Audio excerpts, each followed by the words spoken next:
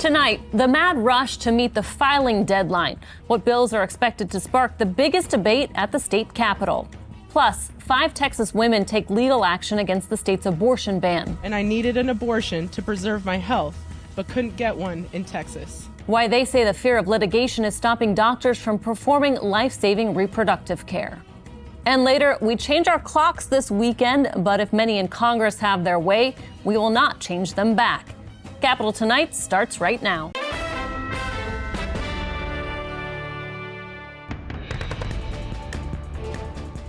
Thanks for joining us here on Capitol Tonight. I'm Karina Kling. Friday was the final day for Texas lawmakers to file bills.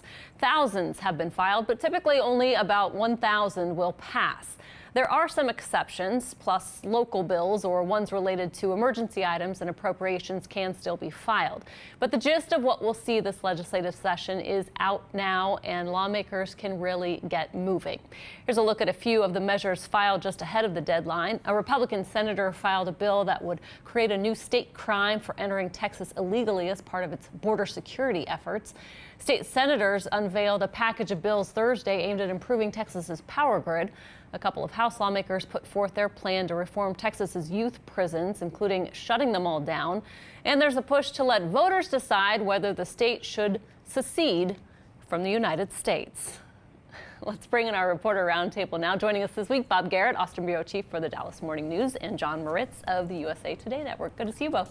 Good to see you. Good to be here. Lots of bills being filed. Bob, let's start with the good old Texit bill. I mean, we talk about this a lot, but let's just clear things up. This can't happen, right?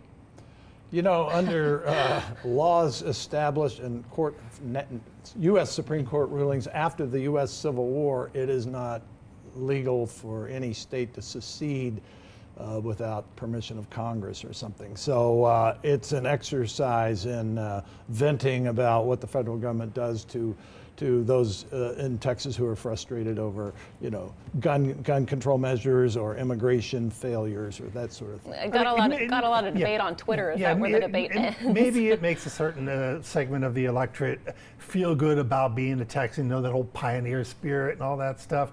But the truth is, modern Texas, more people came to Texas in an SUV than in a covered wagon. I mean, even our forebears, if we go back, just look at the migration. Also, just look at the bureaucracy, having to make a new post office, having to get a new set of currency, the Army and Navy taking all their equipment out of Texas. I mean, it's a pipe dream, and it's going to get attention outside of Texas, but just because it plays into that trope. New York Post already did. Already the New York Post. Well, it plays into a trope that is really outdated. As one lawmaker put it, I think the most debate it'll see is on Twitter, not in the House or the Senate. Bob, on a more serious note, I mean, what about the Senate's approach to reforming the power grid? I mean, we've seen kind of the controversy over this with the Public Utility Commission and what they've been pushing and some of the senators pushing back. Surprised at all with what they put forward?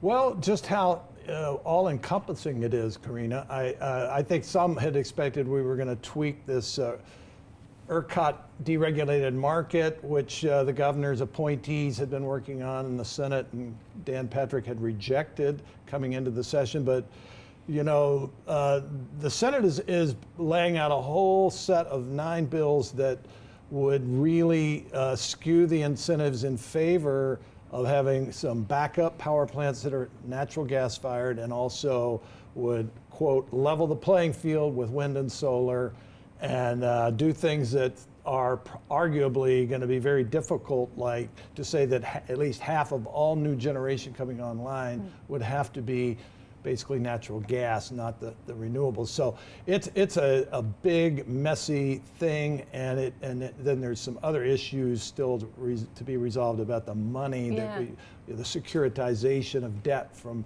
Winter Storm Uri. Well, and I think we don't really see kind of what this could cost customers and that type of thing as well, right? Yeah, we don't know, but we do know that natural gas right now is the favorite, especially in the Lieutenant Governor's office. Get more natural gas thing. It's great for the natural gas industry. If you're a gas driller, you're happy with all of this. If you're an environmentalist, you're saying, well, you know, we can't survive only on what they call dispatchable energy.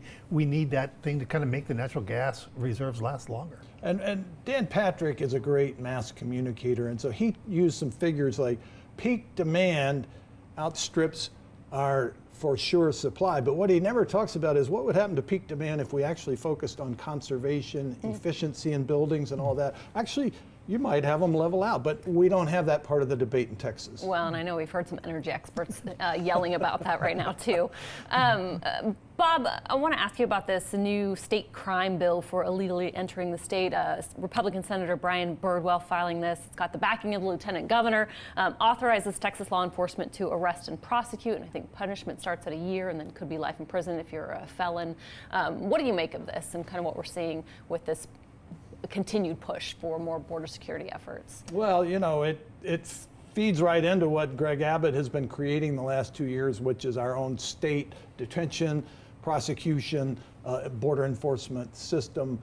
And, you know, whereas Greg Abbott had to take an old misdemeanor of criminal trespassing, which only had a 6-month penalty, and use all his COVID and border emergencies to say, oh, that could be a 1-year penalty. This, you know, obviously, first time is 1 year, a repeat 2 year, and if you're a convicted felon coming across the border, we could put you away for life. I mean, it's probably got a good chance of passing, because who's going to stand up and resist it? Well, I think this could be a flashpoint thing where the Democrats, especially Democrats of color, are going to say, "Oh, this is just open season on people of color." Are you suspected of being here illegally because you appear to be Hispanic and maybe fit a certain profile? So I think Bob is right. I think it could easily pass in the sense that the votes are there. Yeah. I don't think it will easily pass in the sense that the rhetoric. But it does maybe get us to the U.S. Supreme Court in a way that Governor Abbott has been wanting, which is to revisit that old Arizona decision of a little over a decade ago. Yeah, so many more bills to discuss, and we have a few months to go to continue to do that as we continue to see these and make sense of all of them. Bob, John, thank you so much. Good to be here. Let's get a check now of some of the other political stories making headlines across the state. Texas had the most incidents of white supremacist propaganda in the nation last year. That's according to a study by the Anti-Defamation League. Texas had more than 500 incidents, and there were more than 6,700 cases nationwide. That's up 38% from 2021. The ADL says last year had the most incidents of white supremacist propaganda the organization has ever recorded. There's a bipartisan effort in the state Senate to increase access to virtual classes for students. They'd be informed of the option to enroll in virtual classes at schools both within and outside of their district. The lawmakers pushing the legislation say this option would create more flexibility for families and students to access courses. It would also help teachers be able to provide virtual and hybrid classroom structures. A Texas man whose wife terminated her pregnancy is suing 3 women who helped her. According to the lawsuit, the man alleges his wife learned she was pregnant after Roe was overturned and conspired with 2 friends to illegally obtain abortion-inducing medication. He claims a 3rd woman delivered the drugs. He's suing under the state's wrongful death statute because he alleges assisting a self-managed abortion qualifies as murder. In a story that made national headlines this week, 5 Texas women sued the state over its abortion ban. They say they were denied abortions even when their lives were in danger. Now they're asking the courts to clear up the law so doctors can act when medically necessary. Doctors in the state now face felony criminal charges if they perform an abortion in all but limited cases in which the life of the patient is in danger. In a statement, Vice President Kamala Harris called the lawsuit a, quote, devastating firsthand account of women's lives almost lost after they were denied the health care they needed because of extreme efforts by Republican officials to control women's bodies. For more on this lawsuit, I spoke with Elizabeth Sepper earlier this week. She's a law professor at the University of Texas at Austin and specializes in health law and equality. She explains what the plaintiffs are seeking. Plaintiffs are seeking a declaratory judgment that would allow physicians, if they determine there's an emergency medical condition in good faith that threatens health or life, that they would be allowed to act without worrying about losing their license, facing hundreds of thousands of dollars in penalties, or up to life imprisonment, which is what Texas law provides. So what they really want is some clarity around emergency situations that would allow physicians to help people with pregnancy complications. Well, and speaking to that, I mean, I know you've read the law and there are exceptions to save the life of the mother. So what kind of clarification is needed within the language of the law that would help? The law has very bizarre language. So it suggests that someone has to have a life-threatening condition that poses a risk to their life or a serious risk of substantial impairment of a major bodily function, which raises a lot of questions. What is serious about a risk, right? Substantial, major bodily function. Can doctors act to save reproductive function, for example? With these types of stories that we're hearing from these plaintiffs, from these women, with this lawsuit, I mean, how do you think this changes the conversation at the Capitol this session and what we're seeing from some of the people that are saying that, you know, we do want to take a look at the law again and clear up that language? The lawsuit's an open invitation to clarify those scenarios in which Texas lawmakers don't want the abortion ban to apply. And it calls the bluff, I think, of a number of legislators who say, well, the ban was never meant to apply in this way. If that's right, then they should say so. They should amend the language of the ban to make clear that physicians can act in the face of serious pregnancy complication. How much effort do you think that there will be to do that this session, especially given this lawsuit? I think the stories of these women are going to make the public sit up, and that some Texas legislators will be interested in doing something here. Obviously, a lot of work to be done. Many bills have been filed on the issue of abortion, so I guess we'll see. Yeah, I mean, the timing of this, and I know that was mentioned today, and just the fact that it is the legislative session. I mean, if they do act, if lawmakers do act, does this lawsuit then go away? Yes, if the lawmakers did in fact act to clarify the terminology in ways that physicians could understand it and clean up the points of confusion where there's contradictions in the statutory text, then presumably the problems around the lack of clarity of exceptions would be gone. Still to come on Capitol tonight, using pharmacists for more than filling prescriptions. Now, some Texas lawmakers want to expand some healthcare access through the pharmacy window. And later, COVID-19 declassified. A bill to release pandemic origin intelligence heads to the president's desk.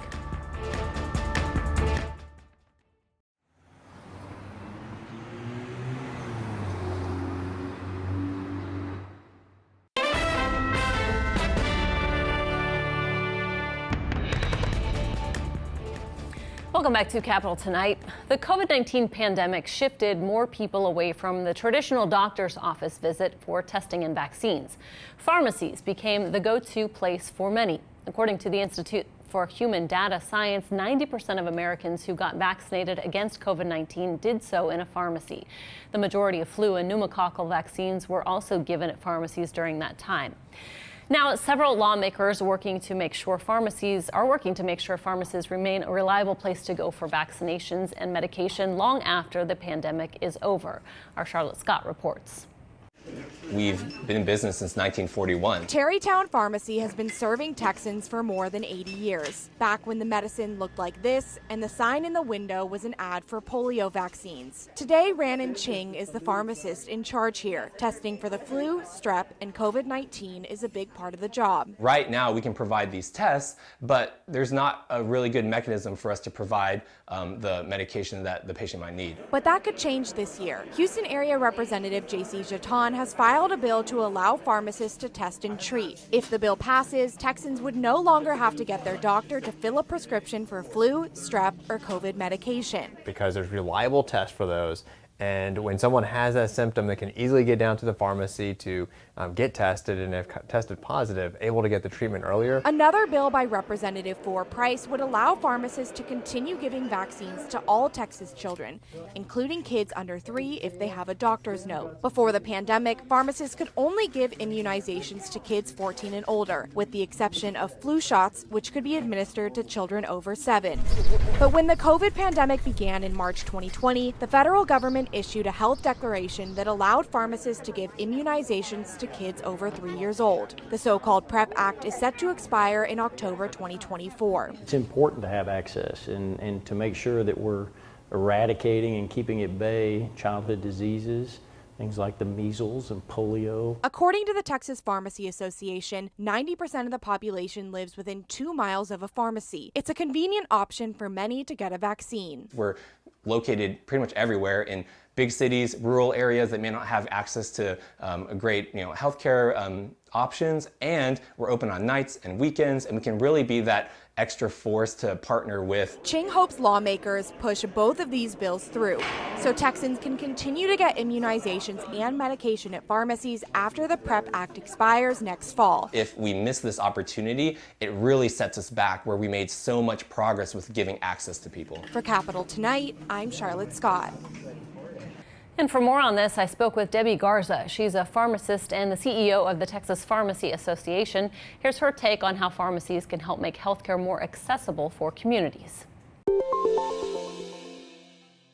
By allowing pharmacists to continue to provide vaccines, which they've been doing now for nearly 2.5+ years, that will actually help decrease the spread of infectious disease, make sure the kids are getting the vaccinations that they need. So I think it's very important that pharmacists be able to maintain the authority they've had through the federal PrEP Act. Yeah, and just to be able to, give some more information on this, what is the training like to be able to give vaccines? I mean, not just anyone can do it, right? That is correct. Pharmacists, as well as pharmacist interns and pharmacy technicians, all have to go through very specific training. It's classroom training, it's hands-on training, it's annual CPR, it's bloodborne pathogens, it's continuing education training. So pharmacists and pharmacy technicians and pharmacist interns who may be administering these vaccines have definitely had extensive training with regards to providing vaccines and what to do in case that there's any adverse events or issues that come up. You mentioned the vaccinations and that dropping during the pandemic, but some doctors may be concerned, and we've heard this, just that it would mean skipping well-check exams. I mean, what's your response to that in terms of making sure they're still going to see their doctor for these exams, but being able to do this in a pharmacy situation, pharmacy setting? No, absolutely. Pharmacists do not fragment care. Pharmacists actually complement health care and should be part of that healthcare team. And as we've been required under the Federal PrEP Act for having the authority to administer vaccines for ages 3 and older, we have to make that parent or guardian aware of the importance of that well-child visit. So if anything, we can help drive people into that, regular doctor visit. What about the legislation allowing pharmacists to test for illnesses like COVID, like the flu, and then being able to prescribe right then and there without having to go to see a doctor? Right. No, great question. So first, pharmacists, if they have the appropriate CLIA waiver from the Federal Centers for Medicare and Medicaid Services and file that with the state public health department, we actually can do tests. We've been able to do tests. Pharmacists played a key role during the pandemic administering COVID tests. We've also been very fortunate during this pandemic to also be able to prescribe Paxlovid, which is an oral antiviral if they have COVID-19. And it's really important that for Paxlovid, if you have mild to moderate disease, you actually start on this medication within 5 days. When you talk about strep, flu, COVID, regular allergies, cold, they all have very similar symptoms. So with regards to pharmacists already being able to test for flu and test for strep, we also want them to be able to start them on the medication prescribed Tamiflu if the patient is positive for flu, or the antibiotics if they're positive for group A strep. So really it allows patients to get the timely medication that they need with a single encounter and not having to have follow-ups with doctor visits, waiting for some time before they could see a doctor, or having more costly, money having to be spent with regards to then following up after a positive test with a doctor or emergency room or something like that. And still to come on Capitol Tonight, will we spring forward for the last time? The renewed push on Capitol Hill to make daylight saving time permanent.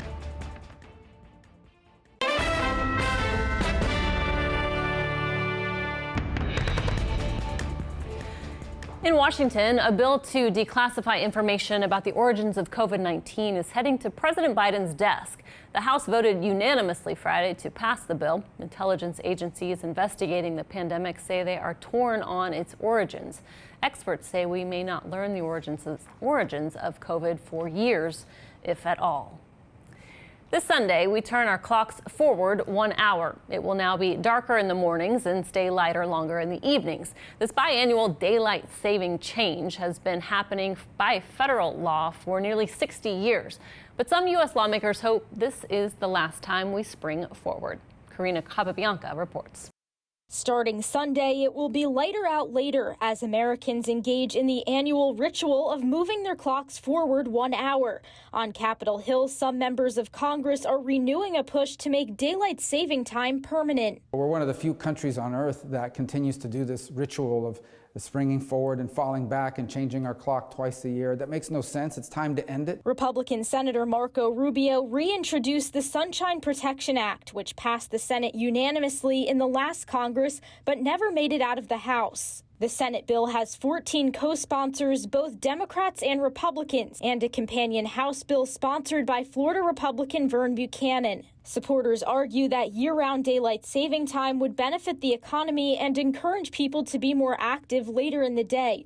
Perhaps not surprisingly, the golf and leisure industries have lobbied for the change. Others have reservations. Charmaine Postal, a parent of 4 and Florida PTA official, worries that less sunlight in the morning to gain sun in the evening would put kids at risk. Having the early daylight is beneficial, and it will reduce a lot of the safety and a lot of the incidents that occur. Sleep doctor Shelby Harris also opposes the legislation. We find that there's more problems with car accidents, headaches, heart attacks, but actually if we're permanently out of rhythm, we're going to have much more trouble with morning awakenings too. Representative Kathy McMorris Rogers, the Republican who now leads the House Energy and Commerce Committee, is noncommittal about the legislation. A spokesperson for Chair Rogers said the panel worked in a bipartisan way in the last Congress to review and solicit feedback from Americans and stakeholders about making daylight savings time permanent, and that Chair Rogers will be monitoring the situation in the Senate as it unfolds. The White House also is not taking a position, a spokeswoman telling us there is an incredible amount of interest in this subject and that President Joe Biden looks forward to working with members in both chambers and on both sides of the aisle to get this policy right for the American people. In Washington, Karina Capabianca, Capitol Tonight. And that is going to do it for this edition of Capitol Tonight. We're back on Monday with the latest in Texas politics. Until then, thanks for watching. Stay safe and have a great weekend.